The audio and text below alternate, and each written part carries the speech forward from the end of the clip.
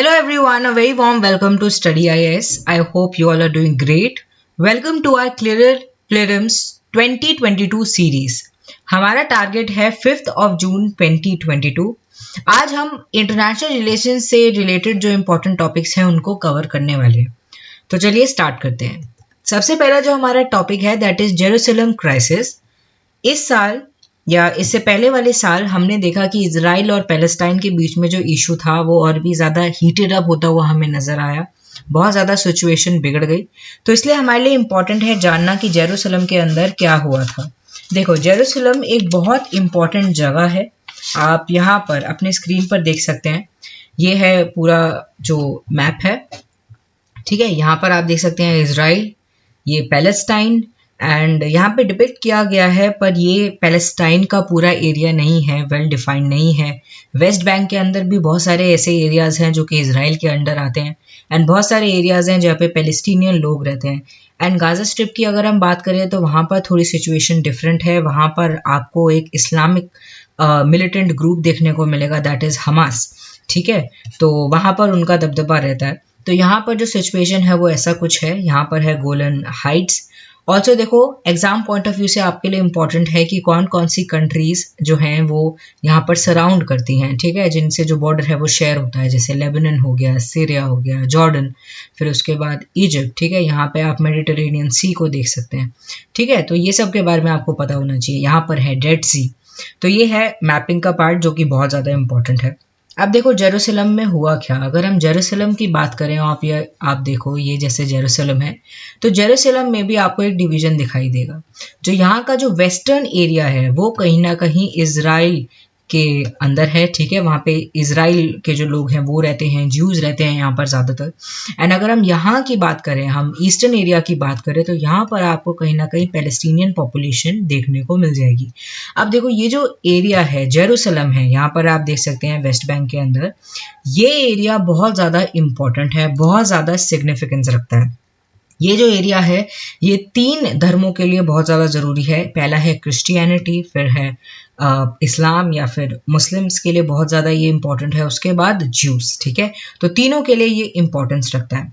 अब हुआ क्या, यहाँ पर थोड़ा सा जो सिचुएशन है वो हीटअप हो गई. वेस्ट एंड ईस्ट एरिया में जेरूसलम के लोग एक दूसरे के खिलाफ कुछ कुछ बयानबाजी करते हुए नजर आए. एंड ऑल्सो जो पॉलिटिकल लीडर्स हैं कहीं ना कहीं उन्होंने भी ये जो सिचुएशन है इसको वर्स करने में मदद करी अपने बयानों के थ्रू. एंड यहाँ पर जो स्लोगनबाजी है वो भी स्टार्ट हो गई कि डेथ टू अरब. ठीक है, इजराइलियंस के जो थे वो लेकर आने लगे पैलेस्टीनियंस के खिलाफ. तो सिचुएशन बहुत ज़्यादा ख़राब हो गई. उसके बाद क्या हुआ कि जो अल अक्सा मॉस्क है, यहाँ पर एक मस्जिद है जो कि बहुत ज़्यादा इम्पॉर्टेंट है. तो ये जो अल अक्सा मॉस्क है इस पे कहीं ना कहीं फायरिंग स्टार्ट करवा दी by the Israeli armed forces. ठीक है, दिखाई दिया कि बहुत ज़्यादा सिचुएशन ख़राब हो गई, बहुत सारे लोग परेशान हो गए, बहुत सारे लोग इंजर्ड हो गए, बहुत सारे लोगों की जानें चली गई. ठीक है, एंड बहुत ज़्यादा हीटअप हो गई सिचुएशन. एंड इन रिटेलिएशन ये जो यहाँ पर हमास ग्रुप है इन्होंने अपने आप को रिप्रेजेंटेटिव दिखाते हुए इस सिचुएशन का जो एयर स्ट्राइक है वो स्टार्ट कर दी अगेंस्ट द इजराइल. तो यहाँ पे गाजा स्ट्रिप में ये रहते हैं, यहाँ से एयर स्ट्राइक, रॉकेट का आना, ये सब चालू हो गया. अब इजराइल चुप रहने वाला था नहीं, इजराइल ने भी रिटेलिएशन स्टार्ट कर दिया. तो यहाँ से भी एयर स्ट्राइक जो थी वो उल्टी जाने लगी. ऐसे करके क्या हुआ, ये सिचुएशन बहुत ज़्यादा ख़राब हो गई. ठीक है, तो ये जो जेरूसलम क्राइसिस है ये हमें मेस्टली यहाँ पर देखने को मिला. सिचुएशन इसी साल में हमें ये देखने को मिली. अब देखो, एक और चीज़ एग्जाम पॉइंट ऑफ व्यू से आपके लिए इंपॉर्टेंट है कि 2 स्टेट सोल्यूशन किससे रिलेटेड है. 2 स्टेट सोल्यूशन रिलेटेड है इजराइल एंड पैलेस्टाइन से. दोनों ही कंट्रीज़ का जो कॉन्फ्लिक्ट है बहुत साल पुराना है. खाली रिलीजियस कॉन्फ्लिक्ट नहीं है ये. अगर आप इसको थॉरली रीड करेंगे एंड ओवर द इयर्स आप देखेंगे ये कैसे कैसे आगे डेवलप हुआ, आप ये देखेंगे कि ये एक बहुत डिफरेंट काइंड ऑफ एक कॉन्फ्लिक्ट है जो कि लैंड कॉन्फ्लिक्ट है एंड कहीं ना कहीं रिलीजन से तो ये रिलेटेड है ही. ठीक है, तो बहुत सारे आपको एस्पेक्ट देखने को मिलेंगे. अगर आपको इससे रिलेटेड इसको बहुत अच्छी तरीके से समझना है, बहुत एक्सटेंसिव रूप से समझना है, तो नीचे डिस्क्रिप्शन बॉक्स में आपको वीडियो अवेलेबल हो जाएगी। इस पर एक पूरी वीडियो बनी हुई है हमारे चैनल पर स्टडी आईएएस पर, आप उसको देख सकते हैं। आपको पूरा क्लियर हो जाएगा कि क्या हिस्ट्री है एंड क्यों ये जो सिचुएशन है ये बहुत सालों से चली आ रही है। देखो ऑल्सो देखो, जब इसराइल बना था बहुत सारी कंट्रीज ने तो इसराइल को रिकॉग्नाइज करने से भी मना कर दिया था, ठीक है। तो धीरे धीरे ही जो कंट्रीज हैं वो धीरे धीरे इसको एक्सेप्ट करने लगी। कुछ कंट्रीज ने तो एक्सेप्ट नहीं किया था, जैसे कि पाकिस्तान हो गए, ठीक है। तो ये है जेरूसलम क्राइसिस।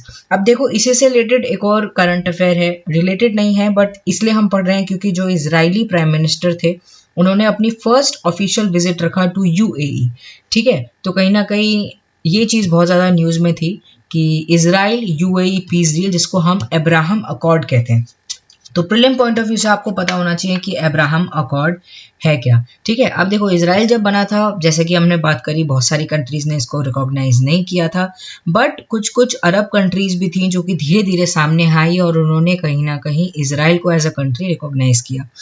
सबसे पहले तो इजिप्ट हो गया, ठीक है, पीस ट्रीटी लेकर आया था विद इजराइल 1979 के अंदर। उसके बाद जॉर्डन आया एंड फिर हम बात करते हैं अब्राहम अकॉर्ड की। Abraham accord makes UAE only the third Arab country, ठीक है, थर्ड अरब कंट्री बन गई इसके बाद UAE to normalize relations with Israel. अब देखो नॉर्मलाइज करने का सिचुएशन क्या मतलब है, या रिलेशन को नॉर्मलाइज करने का क्या मतलब है? ये मतलब है कि कहीं ना कहीं हम जो अपना एक पीसफुल रिलेशन है उसको फिर से स्टैब्लिश कर रहे हैं।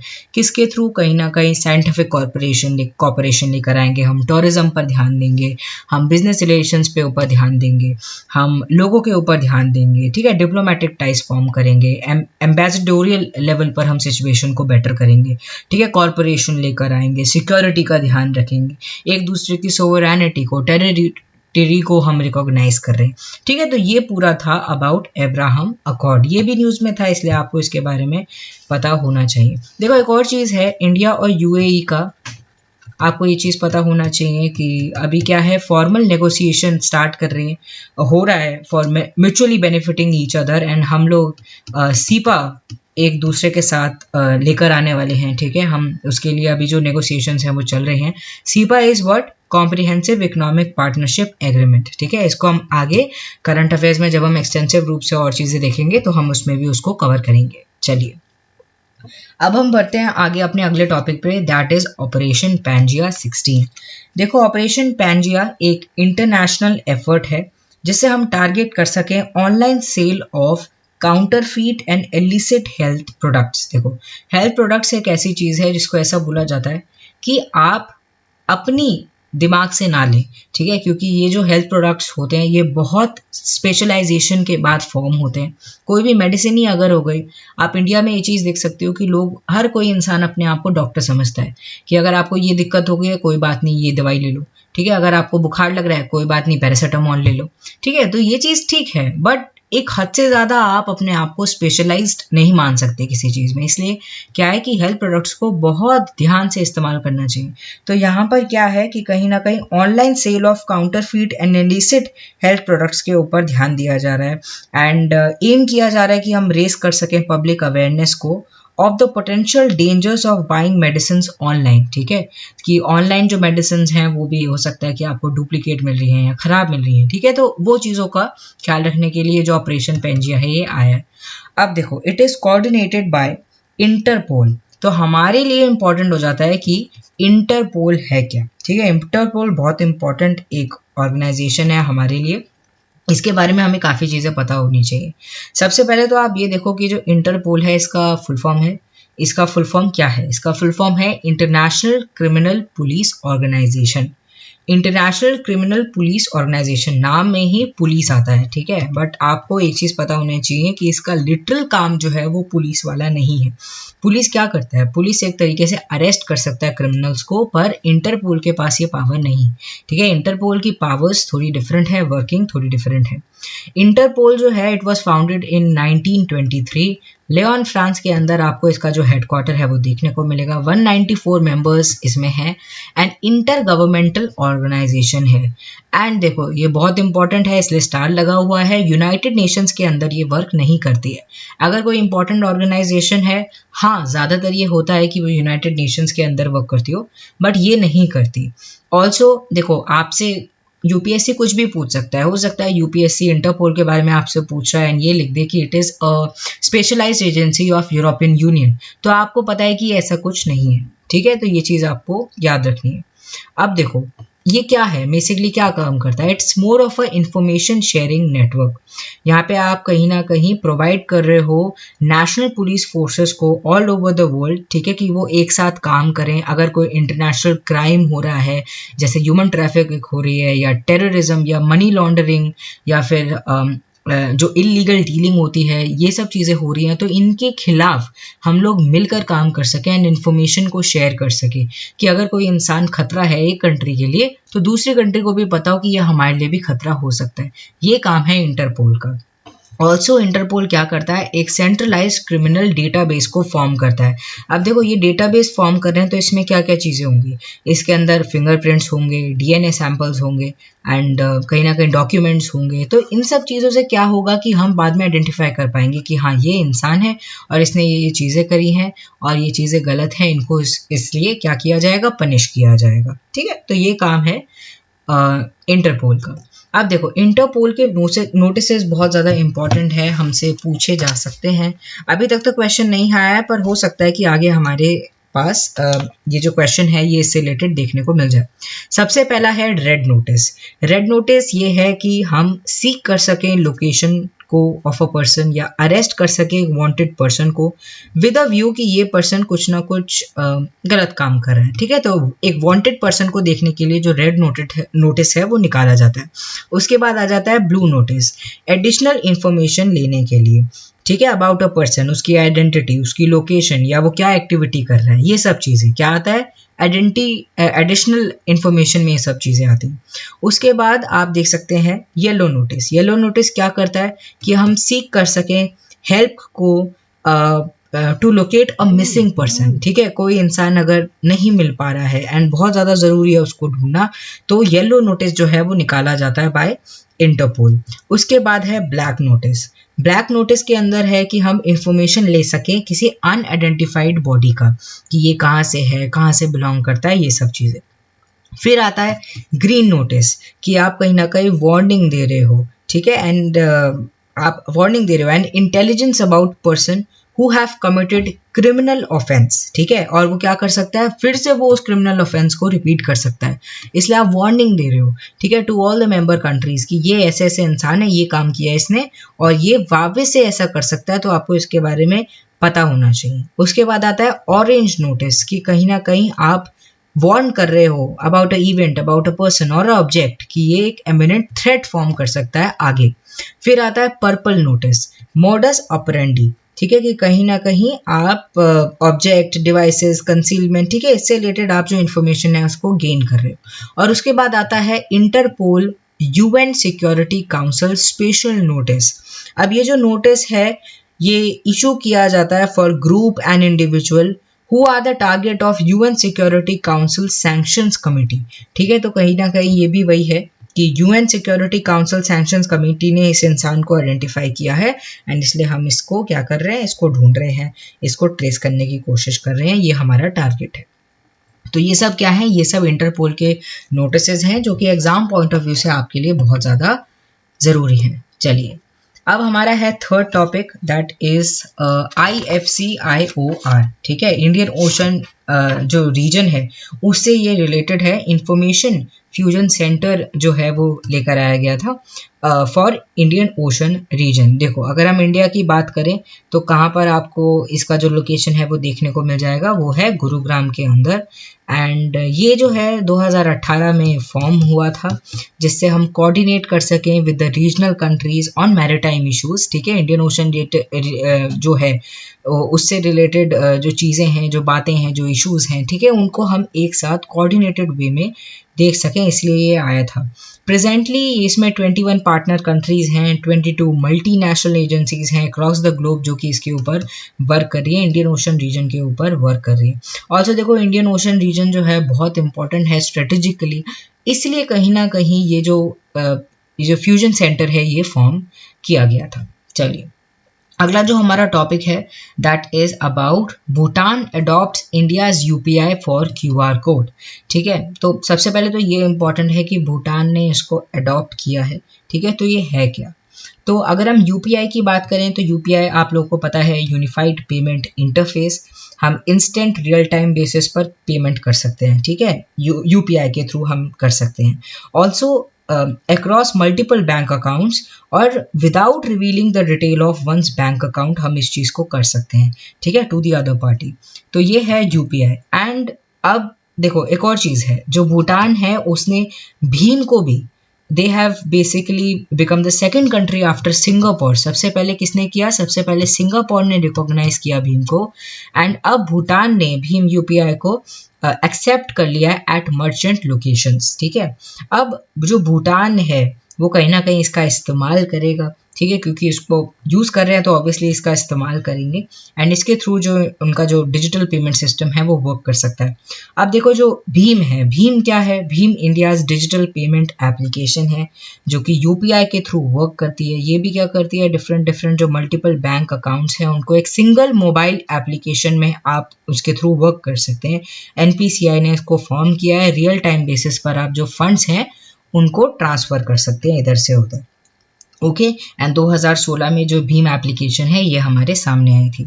अब देखो भूटान की अगर हम बात करें तो यूपीएससी पॉइंट ऑफ व्यू से हमारे लिए इंपॉर्टेंट है कि भूटान कौन कौन सी जो स्टेट्स हैं हमारी इंडिया की उनसे रिलेटेड है, उनसे बॉर्डर शेयर करता है। तो अगर हम भूटान की बात करें, it shares border with Indian states जैसे कि Arunachal Pradesh in the east, Sikkim in the west and Assam and West Bengal in the south. ठीक है, कंट्रीज भी आप देख सकते हैं चाइना एंड इंडिया, उसके अलावा नहीं। ये बात याद रखना, नेपाल से ये बॉर्डर शेयर नहीं करता है, बांग्लादेश से भी ये बॉर्डर शेयर नहीं करता है। ओके, चलिए फिफ्थ टॉपिक की तरफ मूव ऑन करते हैं, that is Seychelles tax inspector without barrier.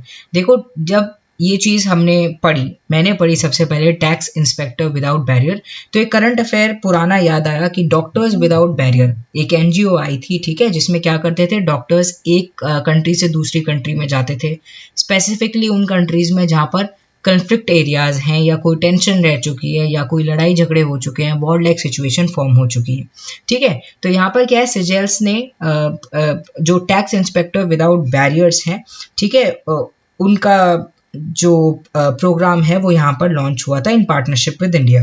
ठीक है, अब यहाँ पर क्या होता है, ये जो टैक्स इंस्पेक्टर हैं ये एक कंट्री से दूसरी कंट्री जाते हैं एंड दूसरी कंट्री का जो ऑडिट सिस्टम है, टैक्स का सिस्टम है, उसको समझते हैं। इससे क्या होगा, कहीं ना कहीं स्ट्रेंथन होगी सिचुएशन, और भी ज़्यादा बेहतर हो पाएगा टैक्स से रिलेटेड जो भी काम है, जो ऑडिटिंग है, ठीक है, वो सब चीज़ें, फाइनेंशियल सर्विसेज और भी ज़्यादा बेटर हो पाएंगी, इसलिए है। अब देखो आपके लिए इंपॉर्टेंट चीज़ ये है कि ये जो इनिशिएटिव है टैक्स इंस्पेक्टर विदाउट बैरियर, इसको कौन लेकर आया? इसको यूएनडीपी एंड ओईसीडी मिलकर लेकर आए हैं। UNDP that is United Nation development programme, OECD that is organization for economic corporation and development. ठीक है, इस इनिशिएटिव को लेकर आए हैं जिससे टैक्स ऑडिट कैपेसिटी सारी कंट्रीज में धीरे धीरे और भी ज़्यादा बेहतर हो सके। चलिए ऑल्सो देखो, ये देख लो आप, यहाँ पर आप मैप में देख सकते हैं, यहाँ पर सेशेल्स है, एक आइलैंड कंट्री है। चलिए अगले टॉपिक की तरफ मूव ऑन करते हैं, दैट इज जिंगजियान। जिंगजियान प्रोविंस बहुत ज़्यादा न्यूज़ में था, कोविड-19 के चलते तो बहुत ही ज़्यादा न्यूज़ में था। कहीं ना कहीं ये जो जगह है, ये जो प्रोविंस है चाइना में, इसको एक्यूज़ किया जाता है कि यहाँ पर जो यूगर मुस्लिम्स हैं उनके साथ गलत हो रहा है। उनके साथ क्या हो रहा है कि उनका जो राइट्स हैं उनको छीना जा रहा है, उनके ऊपर रिस्ट्रिक्शन लगाए जा रहे हैं, उनका कल्चर ख़राब किया जा रहा है, एंड ऑल्सो लोगों को बहुत ज़्यादा यहाँ पर परेशान किया जा रहा है। ठीक है, United nation human rights commission ने भी कहीं ना कहीं यहाँ पर कंसर्न रेज किए हैं इसके लिए। तो हमारे लिए ज़रूरी है जानना कि ये यूएनएचआरसी क्या है। दूसरा ये इंपॉर्टेंट है कि यूगर मुस्लिम्स कौन है। ठीक है, तो यूगर मुस्लिम्स आप ये समझिए प्रीडोमिनेंटली मुस्लिम माइनॉरिटी टर्किश एथनिक ग्रुप है जो कि ओरिजिन अपना जो ट्रेस करते हैं from central and east Asia. ये जो लैंग्वेज बोलते हैं कहीं ना कहीं वो टर्किश लैंग्वेज से बहुत ज़्यादा रिलेटेड है। एंड ये आपको जो जिंगजियांग रीजन है चाइना का, वहाँ पर आपको बहुत ज़्यादा देखने को मिल जाएंगे। ऑल्सो और कंट्रीज जैसे कि किर्गिस्तान, कजाकिस्तान, उज्बेकिस्तान, वहाँ पर आपको ये देखने को मिल सकते हैं। अब बात करते हैं United Nations human rights commission की।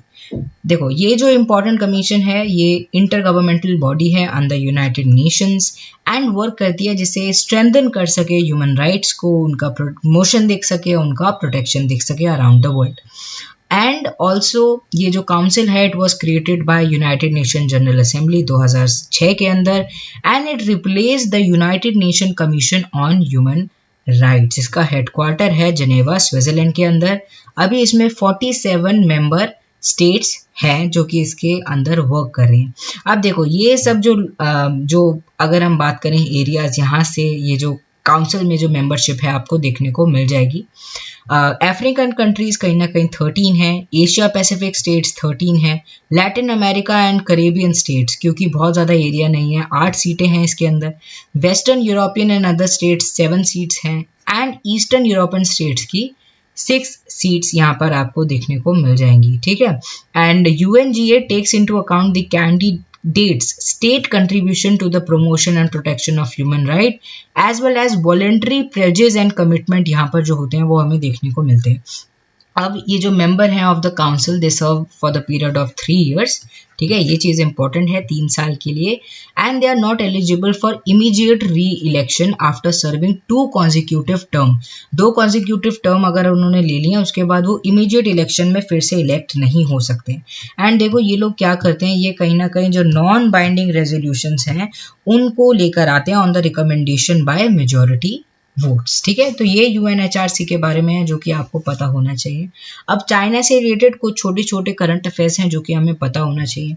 जैसे कि इंडिया है, देखो आपने इंडिया को देखा होगा कि इंडिया क्या है, इंडिया पोलियो फ्री एक कंट्री है जिसको WHO ने रिकॉग्नाइज किया है। ऐसे ही चाइना ने मलेरिया फ्री रिकॉग्नाइज कर दिया है एंड मलेरिया फ्री सर्टिफिकेशन दे दिया है चाइना को। तो हमारे लिए इंपॉर्टेंट है WHO के बारे में जानना। WHO जो है ये भी एक स्पेशलाइज्ड एजेंसी है यूनाइटेड नेशंस की। जेनेवा के अंदर आपको इसका हेडक्वार्टर मिल जाएगा। ये है इसका मेन लोगो। देखो ये जो लोगो है ये क्या दिखाता है, कभी आपने सोचा है? ये जो लोगो है ये दिखाता है रॉड ऑफ एस्क्लेपियस। ठीक है, ये कहीं ना कहीं एक सिंबल है हीलिंग का। इसलिए जो WHO है, वर्ल्ड हेल्थ ऑर्गेनाइजेशन, ये इसके ऊपर काम करती है। ग्लोबल हेल्थ टॉपिक्स के ऊपर, हेल्थ स्टैटिस्टिक्स, इनके ऊपर काम करती है। वर्ल्ड हेल्थ रिपोर्ट भी ये निकालती है। ठीक है, तो ये चीज़ें आपको पता होना चाहिए। अगला टॉपिक है हमारा China national carbon emission trading market. China ने अपना national carbon emission trading market जो है वो आगे ये लेकर आ गया है एंड कहीं ना कहीं जो यूरोपियन यूनियन का जो world largest emission trading system था उसको इन्होंने पीछे पछाड़ दिया है। अब ये जो लेकर आए इससे क्या होगा, जो ग्रीन हाउस गैस एमिशन है कहीं ना कहीं ये इसको लेवल में ला सकेंगे एंड रिस्पॉन्सिबिलिटी ले पाएंगे। जो भी जो टारगेट बड़े बड़े जो ऑर्गेनाइजेशन में सिस्टम्स में ये ले चुके हैं, ठीक है, नेशनल लेवल पे इंटरनेशनल लेवल पे जो बता चुके हैं अपने जो टारगेट्स को, उनको कहीं ना कहीं ये अचीव कर पाएंगे। And the country is trying to use the trading scheme to reduce greenhouse gas emission. Also कहीं ना कहीं effort to peak its emission by 2030 कि 2030 तक कहीं ना कहीं ये सिचुएशन को देखेंगे। उसके बाद कार्बन न्यूट्रलिटी को ये अचीव कर लेंगे बाय 2060। ठीक है, तो ऐसे कुछ टारगेट्स हैं जो कि डिफरेंट कंट्रीज लेती हैं। चाइना भी यही कोशिश कर रहा है कि ये जो टारगेट्स हैं इनको ये अचीव कर सके। अगला टॉपिक है हमारा China opens first road rail transport link to Indian Ocean. ये आप समझ सकते हैं इस डायग्राम के थ्रू, इस पर्टिकुलर मैप के थ्रू। ये देखो यहाँ पे है चेंगदू, यहाँ पर है लिंचैंग और ये है यांगोन। अब चाइना क्या कर रहा है, चाइना एक लिंकेज फॉर्म करने की कोशिश कर रहा है बिटवीन द इंडियन ओशन, ठीक है, and somewhere this south west China. अब देखो ये कैसे होगा, ये एरियाज डिफरेंट हैं। कहीं पे आप पानी से कनेक्ट कर सकते हो, कहीं पे आप रोड से कनेक्ट कर सकते हो और कहीं ना कहीं आपको रेल चलानी पड़ेगी। तो ये चीज़ें कर रही हैं 3 मीडियम के थ्रू, ये चीज़ जो है वो होने वाली है। अब सबसे पहले क्या है, सिंगापुर टू यांगोंग पोर्ट, ठीक है, यहाँ पे नीचे सिंगापुर है, यहाँ से यांगोंग पोर्ट तक शिप के थ्रू ये जो एरिया है ये कवर किया जाएगा। उसके बाद यांगोन पोर्ट टू लिंचैंग आप रोड के थ्रू इसको कवर करने वाले हो, ठीक है। एंड उसके बाद जो आगे का है चेंगडू तक वो आप रेल्स के थ्रू आप इसको कनेक्ट करने वाले हो। तो ऐसा क्या कर रहा है चाइना, ये जो प्रॉपर लिंकेज है उसको फॉर्म कर रहा है। देखो ये लिंकेज और ये सब चीज़ें जो हैं चाइना को, आपको पता है चाइना एक पंथ बहुत सारे वाला काम करता है। इससे कहीं ना कहीं वो क्या, ये जो एरिया है इन पे ध्यान रख पाएगा, नज़र रख पाएगा इंडिया के ऊपर। ऑल्सो और सब कंट्रीज को जो पटाने का काम चाइना करता रहता है वो भी इसके थ्रू करता रहेगा, ठीक है। तो म्यांमार हो गया, सिंगापुर हो गया, ये सब जो कंट्रीज हैं वो इसमें चाइना के साथ इन्वॉल्व हैं। चलिए अब हमारा जो लास्ट टॉपिक है वो हम देख लेते हैं। जॉइंट एक्सरसाइजेस कई बार यूपीएससी पूछ लेता है, ठीक है। तो हमारे लिए इंपॉर्टेंट है एग्जाम पॉइंट ऑफ व्यू से कि कौन कौन सी एक्सरसाइज जो इंडियन आर्मी है वो और कंट्रीज के साथ करती है। सबसे पहले देखिए ऑस्ट्रिया हिंद, ये तो आपको इजीली याद हो सकता है, ऑस्ट्रेलिया का ऑस्ट्रा, हिंदुस्तान का हिंद। दूसरा है बांग्लादेश के साथ हम एक्सरसाइज संप्रीति करते हैं। चाइना के साथ हम हैंड इन हैंड करते हैं। फ्रांस के साथ हम शक्ति करते हैं। देखो शक्ति थोड़ा सा कंफ्यूजिंग हो सकता है क्योंकि शक्ति, फिर गरुण शक्ति, ऐसे बहुत सारी मित्र शक्ति, ठीक है, हमने डिफरेंट कंट्रीज के साथ डिफरेंट एक्सरसाइजेस करी। तो फ्रांस के साथ शक्ति याद रखना, इंडोनेशिया के साथ गरुण शक्ति, एंड उसके बाद आप मित्र शक्ति याद रखना कि हमने श्रीलंका के साथ किया। इंडोनेशिया के साथ गरुण शक्ति, कजाकिस्तान के साथ प्रबल गोश्त, फिर खंजर किर्गिस्तान, मालदीव्स के साथ एक्यूबेरिन, मंगोलिया के साथ nomadic elephant and Khan quest, Nepal के साथ सूर्य किरण, ओमान के साथ अल नगा। इंद्र एक्सरसाइज हम रशिया के साथ करते हैं। सेजेल्स के साथ, देखो सेजेल्स अभी करंट अफेयर्स में था तो सेजेल के साथ हम लेमटिया करते हैं। सिंगापुर के साथ Agni warrior and bold Kurukshetra, Thailand के साथ हम मैत्री एंड कोबरा गोल्ड करते हैं। यूके के साथ अजय वॉरियर, यूएसए के साथ युद्ध अभ्यास एंड वज्र प्रहार, ठीक है। तो ये आपको थोड़ा बहुत अंदाजा होना चाहिए। 3 लाइनर्स में अगर आ गया तो एटलीस्ट आप इसको अच्छे से अटेम्प्ट कर सकें। ऑल्सो मैच वाले में आ सकता है कि कौन सी कंट्री के साथ आप कौन सी एक्सरसाइज को कंडक्ट करती है इंडिया। चलिए, this was all for this video. I really hope you enjoyed it and also found it very helpful. ऐसे ही आप हमारी ये जो करंट अफेयर्स वाली सीरीज है इसको कवर करते रहिए। Also do not forget to hit the like button and share it with your friends जो भी यूपीएससी के लिए प्रिपेयर कर रहे हैं एंड उनको जल्दी जो करंट अफेयर्स हैं उनको कवर करना है। टारगेट है हमारा 5th of June and 5th of June तक हम कोशिश करेंगे कि जितने भी इंपॉर्टेंट करंट अफेयर्स हैं पिछले साल के उनको हम धीरे धीरे कवर कर लें। चलिए, this was all for this video. Thank you very much.